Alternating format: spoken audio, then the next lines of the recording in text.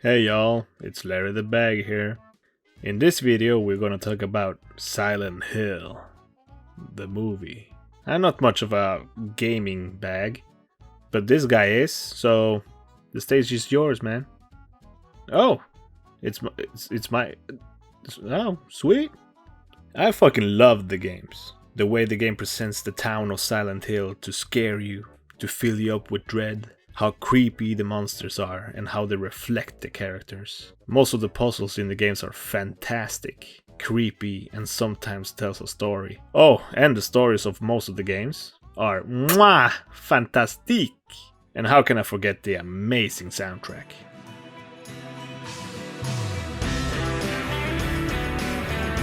I started to like the games a bit later in the franchise, since I was still a little kid that hadn't started first grade when the first game came out.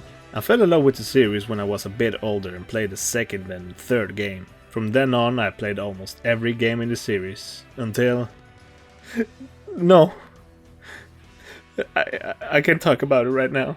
It hurts too much. I didn't know about this movie until some years later of its release. And luckily so for my part, since when the movie came out I was way too young to understand Silent Hill and didn't know English that well, if not at all.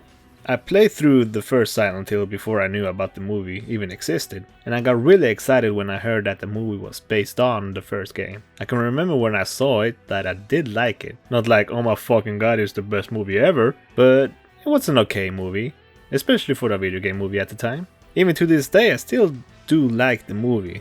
But there are some things in the movie that do annoy me. The movie starts with the original soundtrack.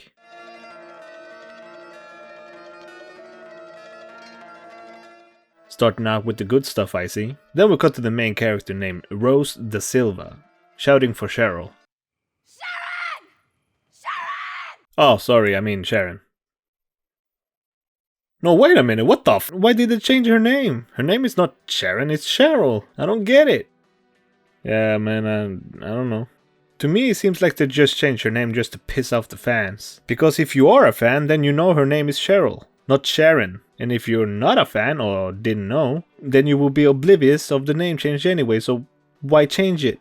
Maybe it's not the same character? But it is! She does still have her other part, Alessa in Silent Hill, and they play the same role as they do in the game, so what the hell? You got me, man, I don't fucking know. Anyways, Rose finds Sharon as she's about to jump off a cliff.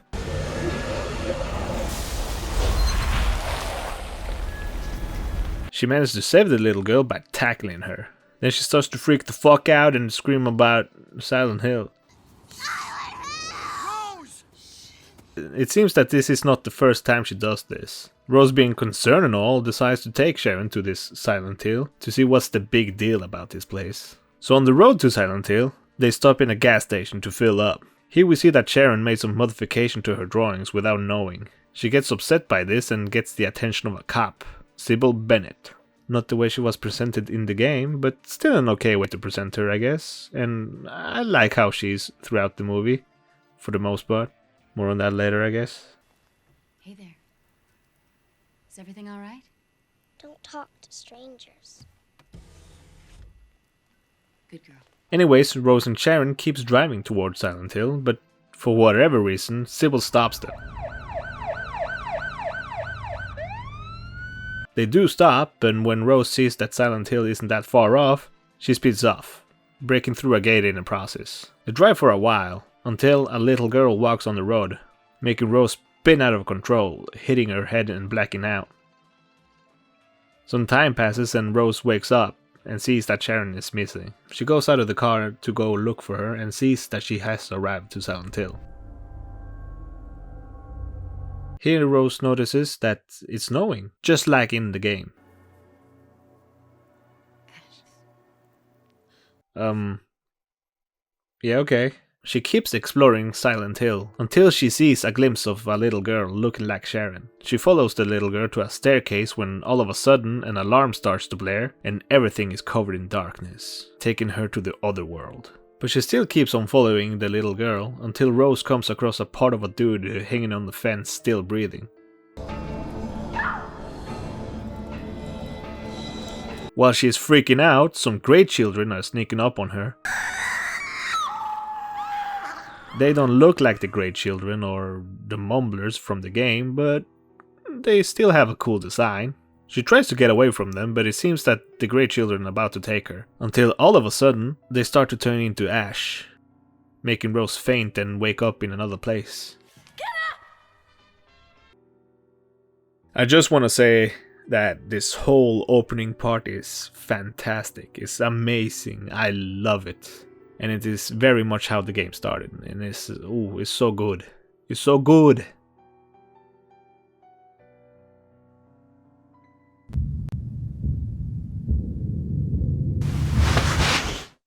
And the way it transitioned to the other world that we see later in the movie was so good that they used it on Silent Hill Homecoming. Not a good game though. Rose tries to leave Silent Hill after she wakes up to get some help, but the road literally leads to fucking nowhere. At the cliffside she meets a woman. This is Dahlia Gillespie, and ooh baby, she is not like how she is in the game. More on that later. Rose tries to get some help from this lady, but she freaks out when she sees the picture of Sharon that she has around her neck, making Rose run away. So she finds her car again and tries to see if she can get it started, while trying to get in contact with Sean Bean, her husband Christopher Da Silva. We see that Rose isn't able to get in contact with her husband or get the car started, and to make things worse, Sybil Bennett, the cop, manages to find Rose, holding her at gunpoint and also putting handcuffs on her. We cut to the husband finding cops inspecting the gate that Rose drove through earlier in the movie. And here we meet Officer Gucci, and it's amazing. I fucking love that they name him that. He's dead in the game, but it's a cool little Easter egg in the movie for the fans. The reason for why they are here is because this was the last place they heard from Sybil before she went missing. Sean Bean, Christopher, wants to drive past them so that he can continue his search for Rose and Sharon. But Gucci doesn't want to let him pass since Silent Hill is a closed off area. And he also says that the cops can handle it. They do end up in an agreement, in that Christopher is allowed to enter Silent Hill to continue his search for Rose and Sharon, but only if Gucci is with him. We cut back to the women, where Rose is trying to explain all the stuff she has seen, and that Sybil needs to let her go so she can find Sharon fast. Sybil does not believe her and says that as soon as they get back to the station, she will return to Silent Hill with backup so that they can find Sharon faster. Sybil tries to escort Rose out of Silent Hill, but yeah. And all of a sudden, the radio starts to act up, and a silhouette of something is getting closer. Sybil, thinking it's a person, tries to get its attention, but when it gets closer, we see that it is... What the fuck is this doing here? That's a lying figure. This monster is not from the first game. Couldn't they just use the dog or the air screamers or something like that? I don't know, man. Well, at least it looks cool. So, the lying figure attacks Sybil, giving Rose the opening to run away, while Sybil takes care of the monster. Rose escapes back to Silent Hill and runs to the school to continue her search for Sharon. Oh, the reason for why she ran to the school was because she got some clues when she was in the car. We see that Christopher and Gucci are driving through a less fucked up Silent Hill.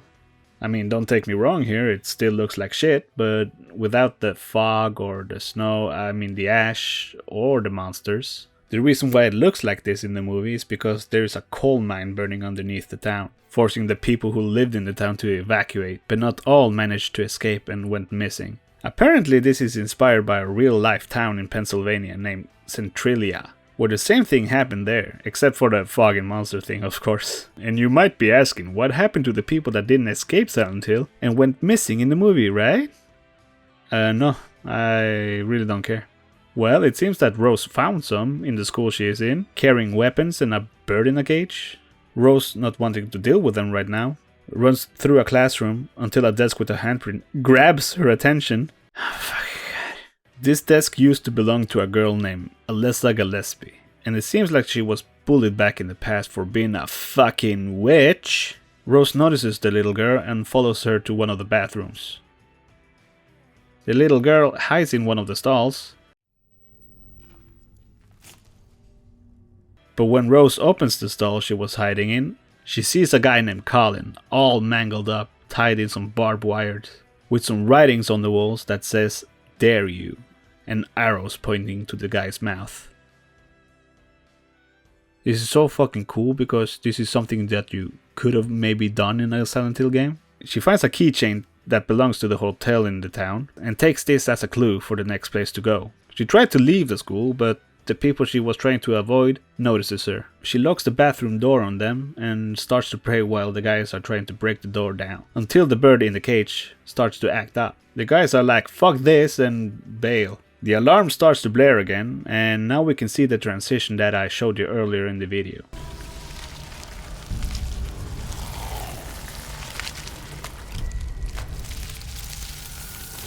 We can also see that Colin, you know, the guy tied up in the bathroom stall, is crawling towards Rose and he's like blah blah blah blah blah. She gets out of there and runs through the rusty halls of the other world. She also sees that one of the halls are covered in some big ass bugs eating the other people that tried to run away. She keeps on running until she enters a room where she sees the little girl she was chasing around, sitting on her desk drawing all trippy and freaky like. Then she falls out of the window. Then we cut back to Sean Bean's character and he's like, hi, I'm still in the movie. Then we cut back to Rose laying on the ground until Pyramid Head shows all of a sudden, all jacked up and shit. And then, okay, I just gonna point this shit out right now. Why are the enemies from Silent Hill 2 here? Not only is the lying figure and Pyramid Head here, but later in the movie we see that the sexy nurses, or the bubblehead nurses, are here too. These creatures are created and represents James Sunderland, the main character from Silent Hill 2. You can argue that the creatures in the movie are not the same creatures from Silent Hill 2 because they are named differently. That is not a lying figure. That is an armless man. These are not the bubblehead nurses. These are the dark nurses. This is not Pyramid Head or Red Pyramid Thing. This is just Red Pyramid. So yeah, it might not be the same creatures, but it's obviously inspired by the creature from the second Silent Hill. In this movie, we are in the Silent Hill that represents Alessa's psyche, just like we do in the first game. Then why the fuck not just use the monster that represents Alessa and not the monster that represents another character from the series? Why couldn't they just use the creatures from the first game? It's not like there is any lack of them. The nurses didn't even look like this in the first game. They looked like this! And Pyramid Head and the lying figure weren't even in the first game. Colin was an original monster created for this movie. And he looks great, he looks good, and it makes sense for why he's in the movie. I have searched online for why the creatures from Silent Hill 2 are here, but didn't find any concrete answer. As far as I know, my little theory for the reason they used the design of the enemies from the second game and not the first was because Silent Hill 2 was the most well-known one, the most popular one, with the most popular story, with the most popular characters, and the most popular monster designs. When I watched this movie for the first time, I didn't mind it that much, but the more I rewatch the movie and the more I think about it, the more it annoys me. Oh, speaking of annoying me, all the scenes with Sean Bean's character could have been cut out of the movie and nothing of importance will have been lost. All his scenes are just there to explain stuff about a character or Silent Hill that we already know, or we get explained later in the movie anyway, so his scenes are just pointless. I have read online that Sean Bean's character wasn't supposed to be in the movie that much, and that it was the studio who wanted at least one male main character, so they just expanded his role. Man, if only the original Silent Hill game had a male character that the movie could take inspiration from. Whoops! They could have just used Harry Mason, you know, the main character from the game. What the fuck? Then why didn't you just use him then? Well, if what I read online is true, then the reason for changing Harry to Rose was because the director or the writer or somebody thought that Harry Mason, I want to add in that he's a single father with a dead wife, yeah, that he had a feminine or a nurturing personality and thought his role would fit a woman better. And or something about how a mother looking for her missing daughter made more sense to the audience versus a father looking for his missing daughter. Is this true? Yeah, I think so. I might be wrong on this, but it seems legit. Huh. Okay.